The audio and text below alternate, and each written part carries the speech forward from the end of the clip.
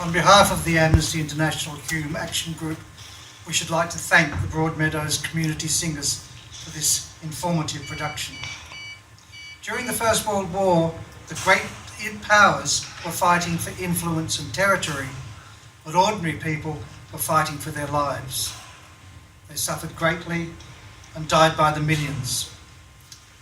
The horrors of the First World War spurred the Allied powers into creating the League of Nations with the goal to maintain international peace. Although the organisation failed to achieve this, its covenant or agreement included elements of what we now call human rights and served as a precursor to the United Nations. These included the provisions to protect the rights of minorities, including freedom of religion and equality before the law. It also promoted humane treatment of Indigenous people and initiated the 1927 Convention to abolish slavery. In practice, these rights were not protected in a number of League member countries. Systematic genocide occurred in Nazi Germany and the Soviet Union. Further destruction and human suffering caused by World War II and the Holocaust led to the establishment of the United Nations and the Universal Declaration of Human Rights in 1945 and 1948. Some agencies created by the League, including the World Health Organization, were transferred to the UN. If there is one lesson that we can learn from the failure of the League of Nations and the human rights abuses that continue today, it is this. Organisations like Amnesty International must remain vigilant in exposing human rights abuses and holding perpetrators to account. The Broadmeadows Community Singers also touched on the fact, as we've heard, that Indigenous Australians were included amongst the ANZACs, although perhaps ironically the race of recruits was not recorded at the time.